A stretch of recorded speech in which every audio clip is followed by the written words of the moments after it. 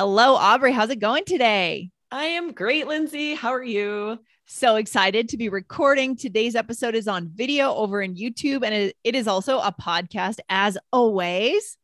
Yes, and I have a fun question here for you. I Okay. am wondering, do you think people should recycle more? That is a good question. Yeah, I do actually, because I've recently done, oh, sorry. I've recently done a couple of trips where I've stayed with some family friends and they didn't recycle. And I thought, oh my gosh, it's 2022. How are we not recycling?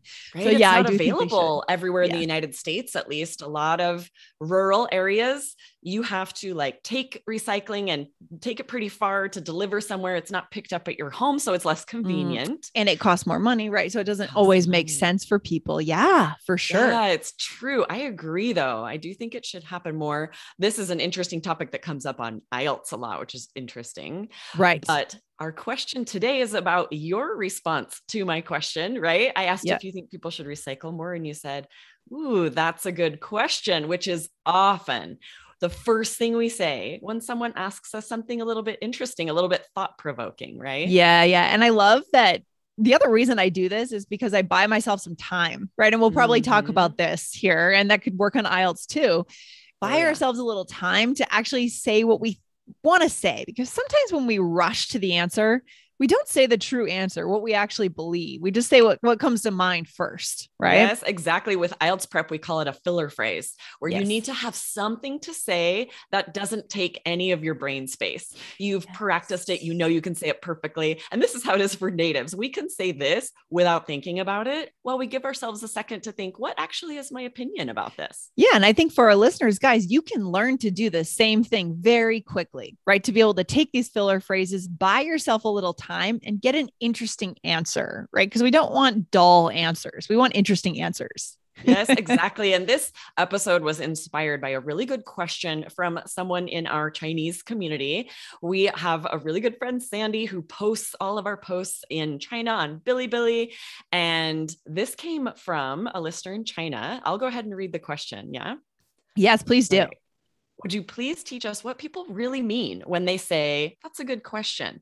Does it mean the question is good or the question is hard to answer? Oh, I love this question. And it means that this listener has been actually paying attention to real native English, right, Aubrey? Yes, exactly. Because you guys hear natives say that. This listener has heard us say this. And it is, you can kind of tell it's a filler. So, what do you mean? Do you mean that's difficult for me to answer?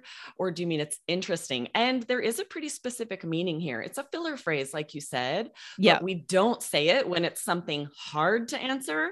It's just when it's something interesting, something a little thought provoking. I might have to think about my answer here, not necessarily difficult. I would never say this if someone asked me to answer like a chemistry Right. question Like or nano math or something. Yeah. exactly. I wouldn't say that's a good question. I would say something else. Right. Because that question, I mean, I'm not going to make any presumptions, right? But for me, if someone asked me a question about nano math, I would not be in the ballpark to answer that question. So if I, by saying that's a good question, I'm implying that I can actually answer that legitimately, right? And I Exactly. can't. And I can't. I love that you're not making any assumptions, assuming maybe I know something about nanotechnology. Yeah, Right. no, I also would not know how to answer those questions. Okay. So that's But the reasoning here. Yeah. yes, Mhm. and there are specific phrases that we do use if a question is difficult, hard to answer. So we're going to first give some information about the nuance of this, of saying that's a good question. Yeah. And then also give you these phrases that you would want to say if something is more of a tough, difficult question. Yeah. I love this. This is a very high level topic for our listeners today. Aubrey, do we have any other episodes that are related that our listeners could check out when they're done today? Yeah, I think we should point out that this is really a compliment. This is kind of a filler, but you're also complimenting someone that they're asking you a thoughtful, interesting question. Ah. And there's a really good episode, if you guys haven't listened to it or not recently. All Ears English episode 718 is the best way to give a top-notch compliment at work in English. And this is one of those ways, right? To let someone know they've asked an interesting question. And there's a lot of other great advice in that episode. Be sure to check it out. Yeah, I love that. Great idea. It's all about how we talk to our coworkers at work, Aubrey. Giving compliments is a way to build that relationship. And we're going to need those relationships someday, right? We want to like the people we work with. So go for it, guys. And Aubrey, I just want to take a minute to say thank you to our reviewers of All Ears English. Guys, you can leave us a review and you'll have a chance to get your name announced on the show. So I want to say a special thanks to Miriam from the US, to who else? Silk Road 1123 from Taiwan, Mabuze from Iran, and thank you to Fatem Aramesh from the US. Those are just a few of our amazing reviewers in the last couple of months. Guys, leave a review and a rating for All Ears English. Yes, awesome. I love reading those reviews. So yes, keep them coming, guys. Yes. All right, Aubrey, let's get into it. So where do we start today? Yeah. So there is quite a bit of nuance when someone says this, right? Especially if it's a teacher. I feel like if a teacher says, that's an interesting question to a student, there are a few possible things that teacher means, right? So let's go through these first of all. Yeah. The first is kind of what we were saying, where it's clear that you have thought about what's being discussed or being taught, and you have an interesting, thought-provoking question, right? Yeah. This is not something a teacher is going to say if it's not a great question, right? Yeah, if of course. Like, what page are we on? Yeah, this is not something that people just throw out as a compliment when they don't mean it, right? Exactly. They would not say that. It's only so if you do get this, response, it's a good sign that you're actually creating a nice environment, right? Yes, exactly. A teacher might also say it if you are bringing up a point that hasn't previously been considered or discussed. They're sort of complimenting you that, okay, you're taking this conversation in a really interesting way. Yeah. And then the third one, guys, is to encourage participation, right? And what kind of situation would this be, Aubrey? Tell us about this. I used to say this to my students all the time in the Bronx, in New York, right? Especially if it's a student that doesn't participate very often. So you want to encourage them. You want them to feel good for having asked a question. Okay. There's that mindset of all questions are good questions in some classes, right? Yeah, because often it's especially language classes, it's a little scary to put yourself out there and to comment. So a student would ask something, I'd be like, that is an interesting question. Right? Yes. I love it. I love it. That makes sense. Okay. All right. And then, but can this ever be patronizing, Aubrey? I mean, what do you think about that? Is this going to create an air of superiority when we say it?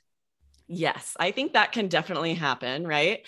So I think of a specific moment. I was in a college course and a student wasn't paying attention, and they asked about something that had just been discussed at length. And the teacher was like, interesting question. And they were sort of being sarcastic and patronizing them. And I can see that happening, right? So it isn't okay to say this after just any question. We want to kind of point this out right here, right? For example, if you're in a business meeting, if a coworker has asked a question that was answered recently, making it pretty clear they weren't paying attention. If you say this, it's going to come across as very sarcastic, sort of patronizing, and you wouldn't want to do that. That might damage the relationship. Yeah, I'm wondering what happened in that classroom where did the student eventually catch on that she was being made fun of by the teacher in a way?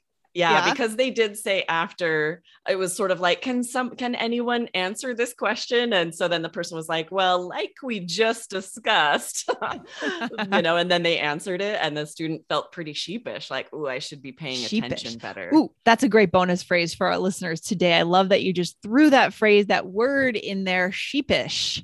What does that mean for our listeners? It's funny to think of someone feeling like a sheep.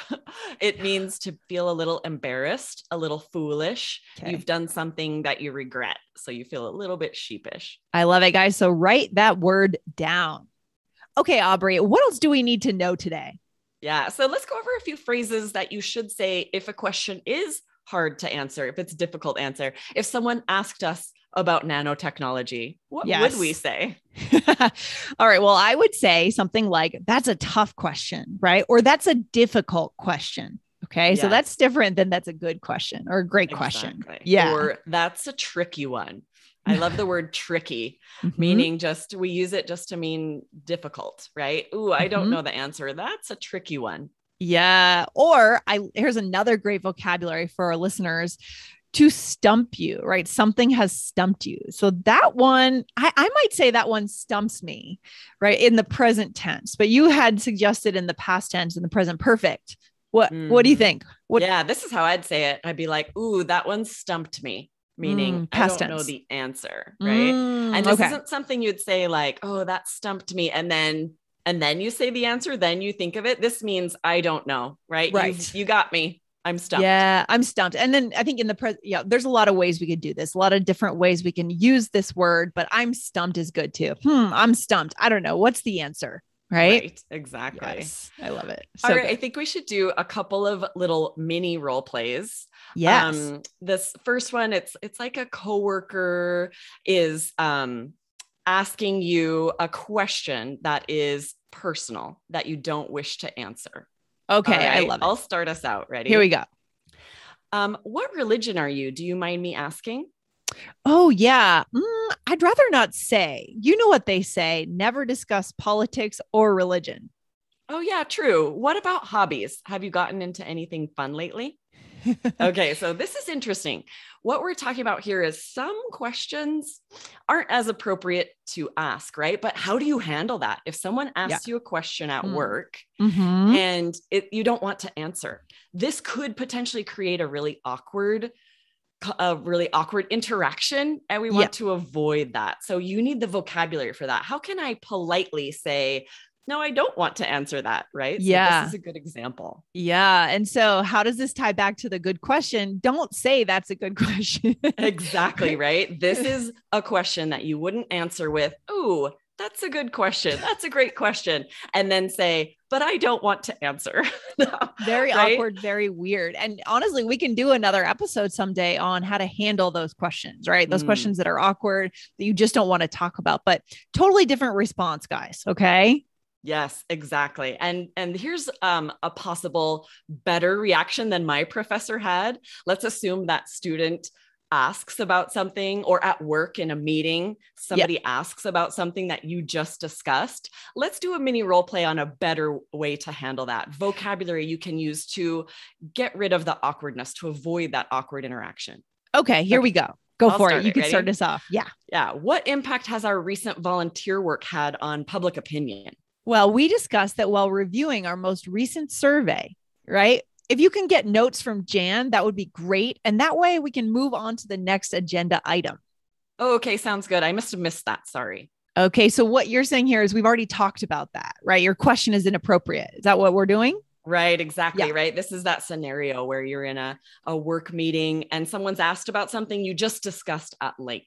Yes. And so we're not going to, again, discuss that at length to answer their question because everyone in the meeting has already heard it. That would be a waste of their time. So you need to have a polite way to let them know, okay, we've discussed this, you know, what should they do and how can we quickly move on to the next agenda item? So I sort of love this way of handling that. Yeah, because and this could be another great episode too, Aubrey. You know, certain words are just, they can sound very rude, even if you don't want them to sound rude. For example, if I had said, we already talked about that, that sounds rude and it doesn't sound professional. Right. Or aren't you paying attention? We just covered that. Anything like that, which might be what your first instinct, that might be what you want to say because you're frustrated with this colleague that let themselves get distracted and missed something.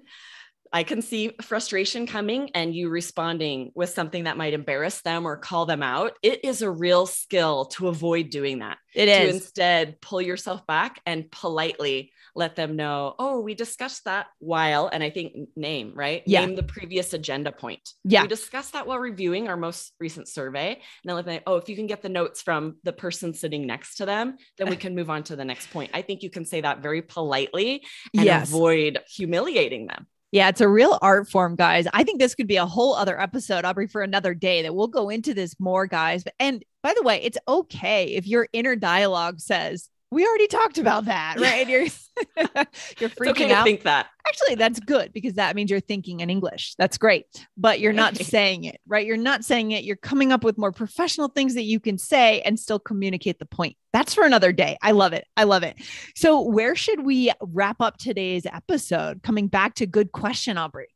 Yeah. So thank you to the listener that sent in this question, because it is a good question. Yeah. And yeah, just saying that phrase, that's a good question, is a great way to let someone know you think their question is thought-provoking or to encourage them. And then today's vocabulary gives you great ways to express also that a question is difficult or tough to answer. Yes, I love it. And don't forget, it is a good way. If used at the right time, guys, this is a good way to buy yourself time. I think for me, the takeaway today is don't give boring answers.